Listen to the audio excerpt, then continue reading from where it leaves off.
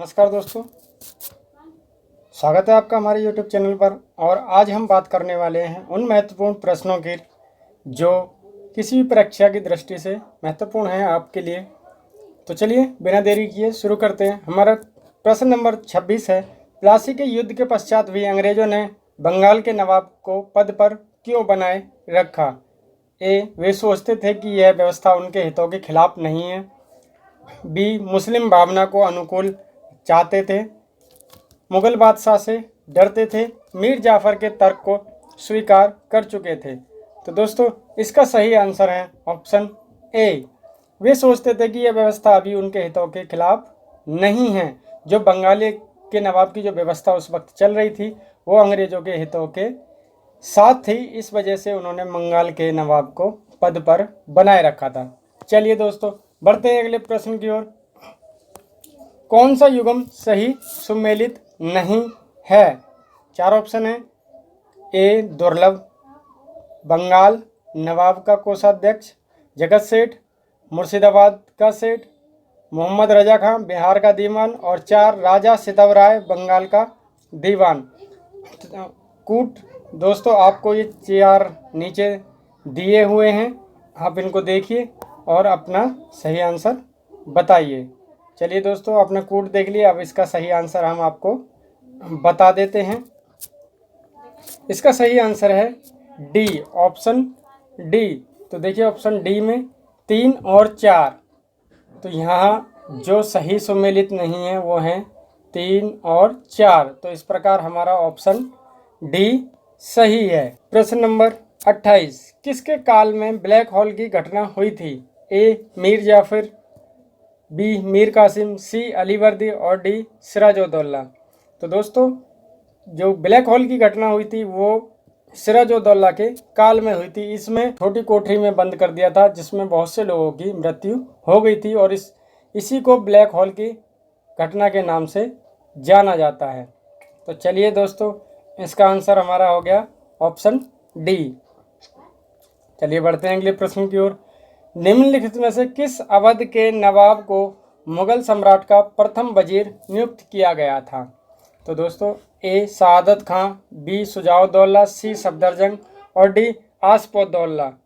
तो इसका सही आंसर है दोस्तों ऑप्शन सी, सफदरजंग को मुगल सम्राट का प्रथम वजीर नियुक्त किया गया था। ये सफदरजंग जो था अवध का नवाब था।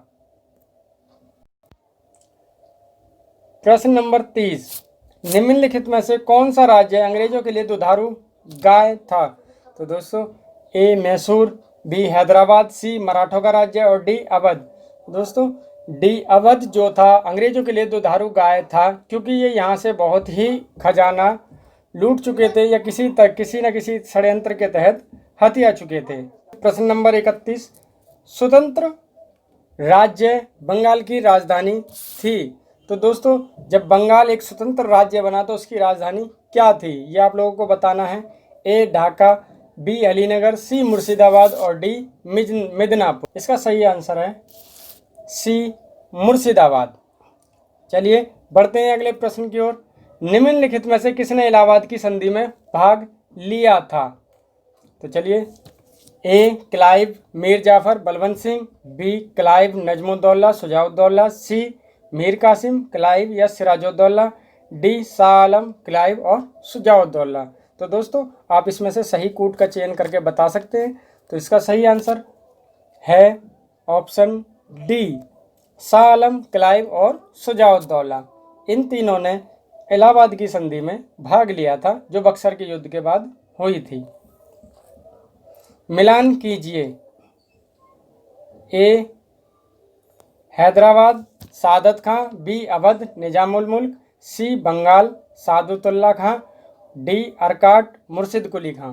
तो दोस्तों आपको सही मिलान इसमें से करना है। आपके कूट ये हैं दोस्तों, इनके कूट दिए गए हैं, इन कूट की सहायता से आप आंसर मिला सकते हैं। चलिए मैं आंसर बता देता हूँ। इसका सही आंसर है ऑप्शन बी। तो चलिए अब इनका मिलान करके हम ऊपर देखते हैं ऑप्शन बी का। तो जैसा कि आप पहला देख पा रहे हैं दोस्तों, पहले का है 2 हैदराबाद, निजामुल मुल्क, और बी का है एक सादत खां, और दोस्तों सी का है बंगाल मुर्शिद कुली खां, और डी अरकाट सादतुल्ला खां।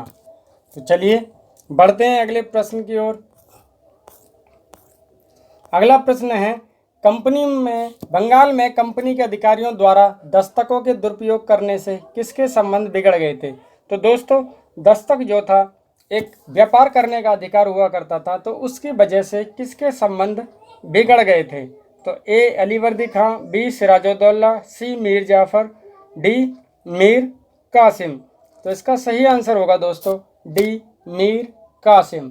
मीर कासिम से दस्तक के प्रयोग के वजह से अंग्रेजों और मीर कासिम के संबंध आपस में बिगड़ गए थे। प्रश्न नंबर 35, बंगाल का वह नवाब जिसने इजारेदार कहलाने वाले अपने प्रतिनिधियों के माध्यम से कर वसूला था? ए अलीवर्दी खां, बी मुर्शिद कुली खां, सी सुजाउद्दीन, और डी सरफराज। तो दोस्तों इसका सही आंसर है बी मुर्शिद कुली खां। इसने इजारेदार कहलाने वाले इजारेदार नामक जो अधिकारी थे उनके माध्यम से इसने कर वसूला था। चलिए बढ़ते हैं अगले प्रश्न की ओर।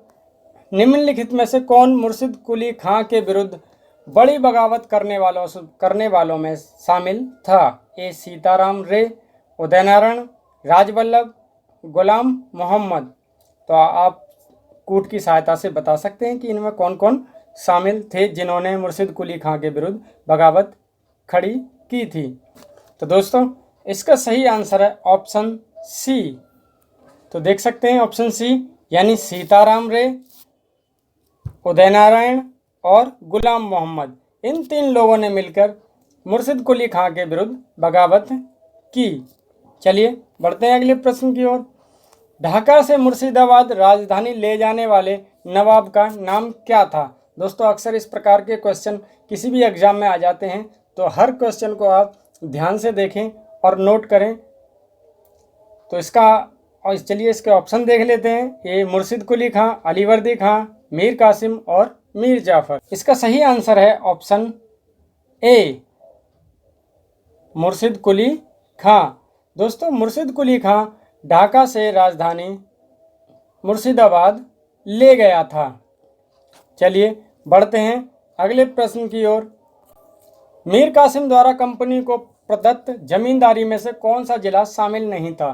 तो दोस्तों बंगाल में काफ़ी जिलों पर कंपनी ने अपना कब्जा जमा लिया था, तो इन दिए गए जिलों में से कौन सा जिला था जो कंपनी के अधिकार में शामिल नहीं था? ए बर्धमान, बी मुजफ्फरपुर, सी मिदनापुर, डी चटगांव।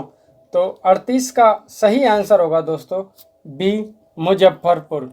मुजफ्फरपुर कंपनी की जमींदारी में शामिल नहीं था। प्रश्न नंबर 39, 1751 में अलीवर्दी खां ने यथार्थ रूप से उड़ीसा का समर्पण किसे कर दिया था? नानाजी होलकर, बी रघुजी भोसले, सी महादजी सिंधिया और डी बाजीराव। दोस्तों इसका सही आंसर है बी रघुजी भोसले। 1751 में अलीवर्दी खां ने उड़ीसा को रघुजी भोसले के समर्पित कर दिया गया था, उनको सुपुर्द कर दिया था। चलिए बढ़ते हैं अगले प्रश्न की ओर। प्रश्न नंबर 40, राजवल्लभ घसीटी बेगम शौकत जंग किसके प्रधान शत्रु थे? ए अलीवर्दी खां, बी मीर कासिम, सी सिराजुद्दौला और डी नंद कुमार। तो दोस्तों राजवल्लभ घसीटी बेगम शौकत जंग ये सब सिराजुद्दौला के जानी दुश्मन हुआ करते थे और इन्होंने इसके खिलाफ काफ़ी षड्यंत्र भी रचे थे। तो चलिए बढ़ते हैं अगले प्रश्न की ओर। हमारा प्रश्न है 41, कौन सही सुमेलित है? ए रामनारायण सिराजुद्दौला का सेना नायक, बी मीर मदान है मीर जाफर का दीवान, सी राय दुर्लभ बिहार का सूबेदार और डी जगत सेठ बंगाल का प्रसिद्ध सेठ। तो दोस्तों आप अपने ऑप्शन सोच सकते हैं, आप इसका सही आंसर आप लोग बताएं। इसका सही आंसर है दोस्तों ऑप्शन डी, जगत सेठ बंगाल का प्रसिद्ध सेठ था, जिसे कह सकते हैं एक तरह से उस वक्त का ये बैंकर हुआ करता था। चलिए बढ़ते हैं अगले प्रश्न की ओर। अलीवर्दी खां द्वारा 1751 में उड़ीसा मराठों को सौंपने के पीछे का मुख्य कारण क्या था? तो अभी हमने देखा पिछले प्रश्न में कि 1751 में रघुजी भोसले को 1751 में अलीवर्दी खान ने उड़ीसा सौंप दिया था। ये वही प्रश्न है, उसका कारण पूछा जा रहा है। तो यहाँ 4 ऑप्शन है। मुर्शिदाबाद से नियंत्रण करना कठिन था, मुगल बादशाह की सलाह पर, सी सैनिक दृष्टि से मराठों से कमज़ोर, और डी बकाए धन के बदले। तो दोस्तों इसका सही आंसर है ऑप्शन सी, सैनिक दृष्टि से कमज़ोर। आप जानते हैं उत्तर मुगल काल में मुगल साम्राज्य के जितने भी शासक हुए वो धीरे धीरे कमज़ोर होते गए और इसी के परिणाम स्वरूप मुगल साम्राज्य का पतन हो गया था। तो चलिए बढ़ते हैं अगले प्रश्न की ओर। बंगाल के नवाबों को क्रम के अनुसार कूट द्वारा चुनिए। शुजाउद्दीन, मुर्शिद कुली खां, सरफराज खां, अलीवर्दी खां। तो दोस्तों नीचे जो कूट दिए गए हैं आप उन कूट की सहायता से सही आंसर बता सकते हैं। इसका सही आंसर है दोस्तों ऑप्शन ए, मुर्शिद कुली खां सबसे पहले आया था, उसके बाद आया था शुजाउद्दीन, और उसके बाद आया था सरफराज खां, और फिर आया था अलीवर्दी खां। ये बंगाल के नवाबों का कालक्रम है। चलिए दोस्तों देखते हैं अगला प्रश्न। बंगाल के मुर्शिद कुली खां के राजस्व सुधारों के परिणाम स्वरूप वहाँ का राजस्व वार्षिक राजस्व हो गया था। तो दोस्तों बंगाल में जब मुर्शिद कुली खां ने राजस्व सुधार किए थे तो वहाँ के राजस्व की में जो वृद्धि हुई थी वह वृद्धि आपको बतानी है। 4 ऑप्शन आपके सामने हैं। 1 करोड़ रुपए, 80 लाख रुपए, 1 करोड़ 50 लाख रुपए और 2 करोड़ रुपए। तो यहाँ सही आंसर होगा 1 करोड़ 50 लाख रुपए। जब मुर्शिद कुली खां ने राजस्व सुधार किए तो उसके परिणाम स्वरूप वहाँ 1 करोड़ 50 लाख रुपए का राजस्व में वृद्धि होती है। चलिए बढ़ते हैं अगले प्रश्न की ओर। सिराजुद्दौला द्वारा अपनी मसनद खोने का क्या कारण था? उसकी कमज़ोर नीति, उसकी धार्मिक नीति, व्यापार में कमी, आर्थिक आपदा, आंतरिक साजिश और विश्वासघात। तो दोस्तों इसका सही आंसर है आंतरिक साजिश और विश्वासघात। दोस्तों सिराजुद्दौला के खिलाफ काफ़ी लोगों ने विश्वासघात किया और आंतरिक साजिशों का शिकार हुआ, जिसका क्लाइव ने फ़ायदा उठाया और सिराजुद्दौला को गद्दी से उतार दिया था। राजवल्लभ, घसीटी बेगम, शौकत जंग किसके जानी दुश्मन थे? दोस्तों वही प्रश्न एक बार फिर, ये सभी सिराजुद्दौला के जानी दुश्मन थे और इसके खिलाफ षड्यंत्र रचते रहते थे। प्रश्न नंबर 47, मद्रास की स्थापना किसने की थी? A Francis Day, B sir John Child, C Aungier और डी फ्रांसिस कारो। तो दोस्तों मद्रास की जो स्थापना की थी वो फ्रांसिस डे ने की थी। इसका सही आंसर है दोस्तों ऑप्शन ए, फ्रांसिस डे। तो चलिए बढ़ते हैं अगले प्रश्न की ओर। बंगाल का नवाब मुर्शिद कुली खां मूलतः कौन था? ए अफगानी, बी इराकी, सी ए अफगान, सी एक दक्षिण भारतीय ब्राह्मण। तो दोस्तों इसका सही आंसर हो जाएगा ऑप्शन डी। ये डी है दोस्तों, ऑप्शन डी इसका सही आंसर है। वह एक दक्षिण भारतीय ब्राह्मण था। चलिए बढ़ते हैं अगले प्रश्न की ओर।